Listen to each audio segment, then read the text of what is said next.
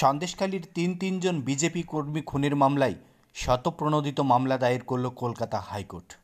কলকাতা হাইকোর্টের বিচারপতি সন্দেশখালীর ঐতিহাসিক ঘটনার পরেই শেখ শাহজাহান সংক্রান্ত মামলায় সন্দেশখালীর ৩ বিজেপি কর্মী খুনের মামলাকে একত্রিত করে সন্দেশখালীর শেখ শাহজাহান সংক্রান্ত মামলায় শতপ্রণোদিতভাবে শুনানি শুরু করল।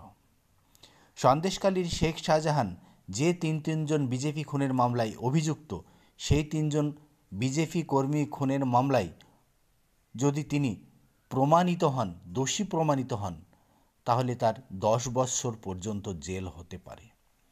রাজ্য সরকার সন্দেশখালীর শেখ শাহজাহানকে বাঁচানোর জন্য রাজ্য পুলিশকে দিয়ে নানান কৌশলে সেই ৩ বিজেপি কর্মীর খুনের চার্জশিট থেকে শেখ শাহজাহানের নাম কাটিয়ে দেন। সেক্ষেত্রে দেখা যায় রাজ্য পুলিশের কলকাতা হাইকোর্টে যে রিপোর্ট পেশ করেন, সেই রিপোর্টে লেখা রয়েছে যে ৩ সাক্ষী শেখ শাহজাহানের বিরুদ্ধে সাক্ষী দিয়েছিল, তাদের সাক্ষী নিয়ে সন্দেহ ছিল, তাই তাদের নাম কেটে দেওয়া হয়েছে। তাই চার্জশিট থেকে শেখ শাহজাহানের নাম কেটে দেওয়া হয়েছে।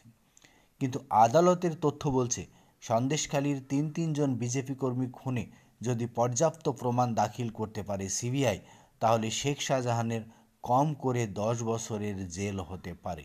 শেখ শাহজাহানকে নিয়ে এই মুহূর্তের অন্যতম গুরুত্বপূর্ণ আপডেট, আদালতের পক্ষ থেকে সন্দেশখালী কাণ্ডে কড়া নজর রাখার পাশাপাশি শতপ্রণোদিত মামলায় এবার ৩ বিজেপি কর্মী খুনের ঘটনাকে একত্রিত করে শুনানি শুরু হলো কলকাতা হাইকোর্টে।